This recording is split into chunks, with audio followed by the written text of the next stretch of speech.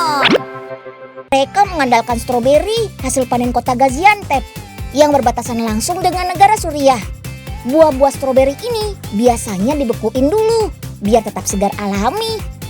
Tabung-tabung besar inilah yang akan memanaskan buah saat siap diolah menjadi selai.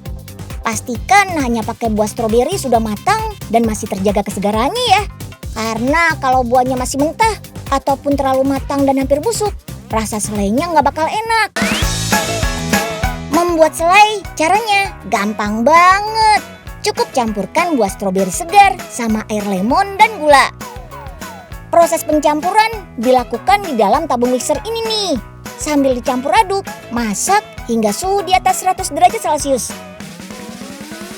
Jar atau toples kemasan selai juga harus dipanaskan dulu biar steril. Selain dijamin aman, makanan yang dikemas dengan bahan kaca seperti ini juga lebih tahan lama dibandingkan kemasan plastik. Selai stroberi yang sudah jadi tinggal dikemas deh. Karena kaya akan vitamin C, buah stroberi bagus loh untuk menjaga daya tahan tubuh kita. Buah ini juga banyak mengandung antosianin yang bersifat antioksidan. Oke deh, sekarang geser ke kota Hebron yuk. Hebron juga merupakan salah satu kota bersejarah di Palestina. Jaraknya sekitar 30 km di selatan Yerusalem. Perbatasan negeri Palestina dan Israel ditandai dengan kehadiran kawat berduri kayak gini nih. Kalau sobat Unyil perhatiin, Hebron bagian Israel dan Hebron bagian Palestina jauh banget kondisinya. Bagaikan bumi dan langit. Satunya terawat dan satunya lagi enggak. Hebron menjadi kota penting kedua buat kaum Yahudi karena di sini ada makam Nabi Yakub yang mereka agungkan. Jadi nggak heran deh kalau penjagaannya juga ketat banget ya. Buat kaum Muslim, kota ini dikenal sebagai kota tiga nabi karena di sini terdapat makam Nabi Ibrahim, Nabi Ishak, dan Nabi Yakub. Makam ini berada di dalam bangunan menyerupai masjid yang diberi nama Masjid Ibrahim. Sedihnya nih, masyarakat di sekitar masjid ini dilarang bekerja oleh pemerintah Israel. Tapi beda lagi di pojok kota Hebron yang dijalankan oleh Palestina. Di sini masyarakat diperbolehkan mencari nafkah. Salah satunya lewat berjualan sawarma. Roti pipi berisi sayuran dan racikan daging kambing dan domba yang dibumbui dengan rempah khas Arab. Porsinya super jumbo, mantap! Yuhu! Selamat datang di kota Bethlehem, kota bersejarah lainnya di Palestina. Kota yang berada 10 km di selatan Yerusalem ini merupakan kota penting bagi umat Kristiani karena diyakini sebagai tempat kelahiran Yesus Kristus. Makanya setiap tahun ada lebih dari 1 juta turis datang ke Bethlehem. Tujuan utamanya adalah Church of Nativity alias gereja kelahiran. Oh iya, kehadiran turis di sini jadi berkah tersendiri loh buat masyarakat sekitar. Lewat souvenir kerajinan ukiran kayu, roda ekonomi pun bisa terus berputar. Harganya beragam, dari $1 sampai ribuan dolar. Semua ukiran kayu di sini dibuat dari kayu zaitun. Biasanya pakai kayu yang sudah tua kayak gini. Kayu ini sudah dikeringkan selama 2 minggu ya. Semua ukiran kayu dibuat menggunakan tangan dengan bantuan alat yang sudah dilengkapi mesin. Toko ini punya 120 workshop yang tersebar di seluruh wilayah Bethlehem. Kebanyakan pengrajin ukiran kayu di Bethlehem mendapat ilmu mengukir secara turun-temurun. Bikin kerajinan ukiran kayu gini butuh ketelatenan dan ketelitian loh. Untuk patung ukuran sedang gini aja bisa memakan waktu 3 hari sampai 2 minggu.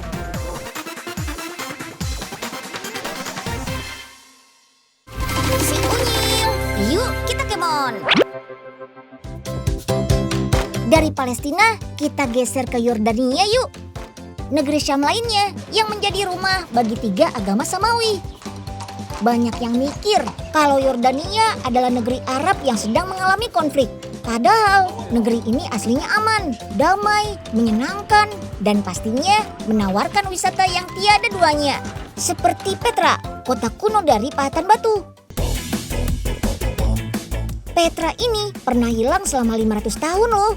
Baru di tahun 1812, seorang petualang Swiss bernama Johann Burckhardt berhasil masuk ke kota hilang ini. Untuk mencapai situs kuno bersejarah ini, kita harus berjalan kaki cukup jauh. Kalau nggak mau capek sih, bisa naik kuda. Menuju ke bangunan pertama Petra, kita akan melewati celah sempit di antara dinding batu yang disebut alsik. Widih, keren banget. Nah, itu dia bangunan pertamanya. Namanya Al-Hasneh. Merupakan kuil yang langsung dipahat di gunung batu. Sesuai namanya Petra yang berarti batu. Tinggi bangunannya mencapai 40 meter. Keindahan dan keunikan Petra membuatnya dinobatkan sebagai World Heritage alias warisan dunia oleh UNESCO di tahun 1985.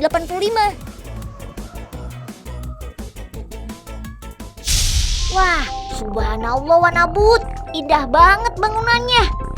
Ini nih yang namanya Petra, luar biasa besarnya ya. Betul Nyil, ini namanya Al-Hasneh Nyil. Bikinnya gak pakai batu atau pasir dari luar. Suku Nabatean langsung fahat ini gunung batu menjadi bangunan. Waduh, gak takut rubuh Wanabut? Unyil gak mau masuk ke dalam gak mau. Gak usah takut Nyil, di dalam aman kok. Sayang sedang renovasi, kita gak bisa masuk.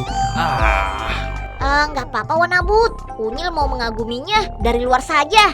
Luar biasa.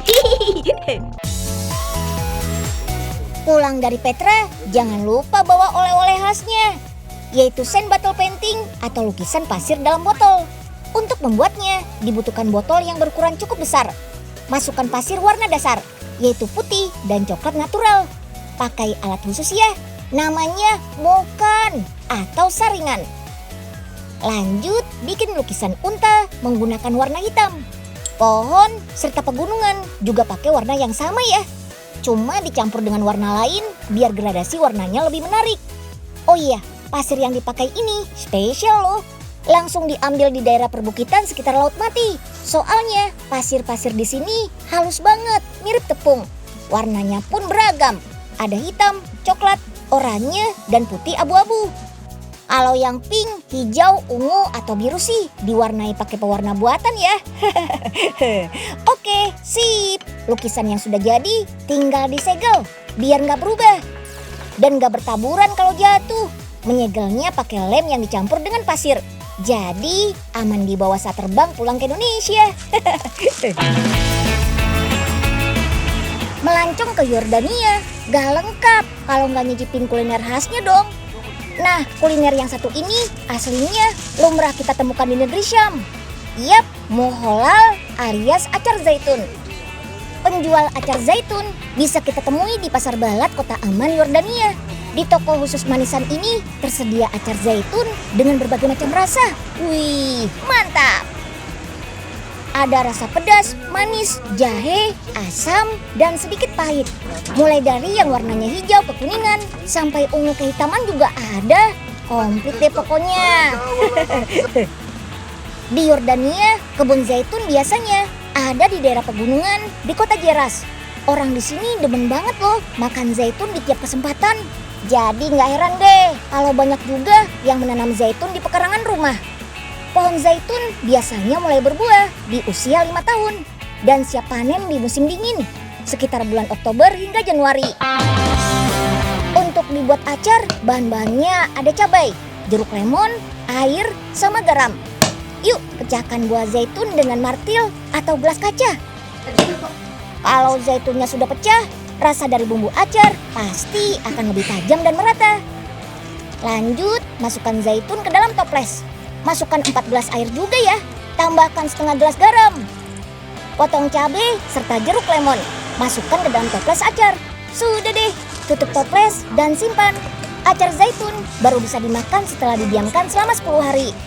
Setiap 2 hari jangan lupa mengganti air acar zaitunnya ya, biar rasanya segar dan tidak pahit.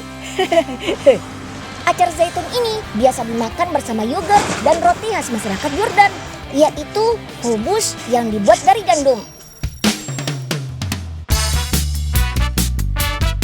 Selain dibuat acar, orang Syam juga lumrah mengolah zaitun menjadi minyak. Selain karena rasanya enak, manfaatnya juga banyak. Sampai-sampai dijuluki sebagai liquid gold alias emas cair. Emas yang dianggap lebih sehat dari minyak lain ini bermanfaat untuk kesehatan jantung, tulang, pencernaan, juga kulit. Dari setiap 5 kg buah zaitun segar, biasanya hanya akan menghasilkan 1 liter minyak saja loh. Begini nih cara bikinnya. Setelah dicuci bersih, buah zaitun digiling pakai gilingan batu.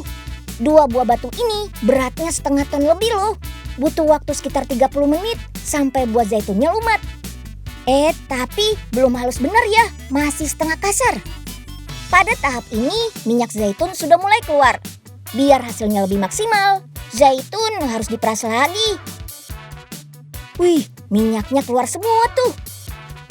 Proses pemerasan mesti dilakukan berkali-kali sampai dihasilkan ratusan liter minyak zaitun.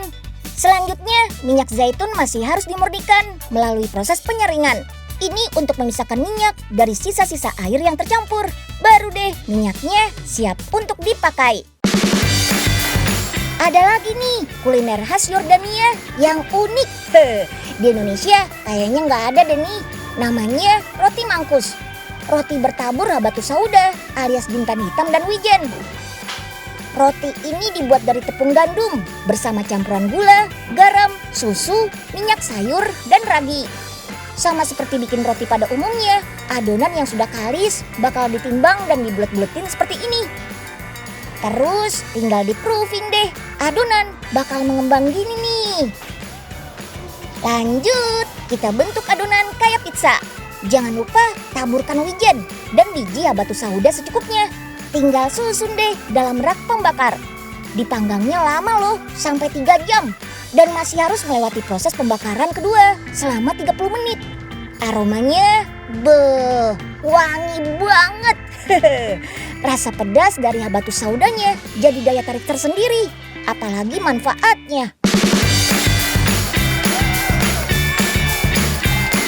Kalau sempat berkunjung ke negeri Syam seperti Palestina atau Yordania, jangan lupa mampir ke Laut Mati ya.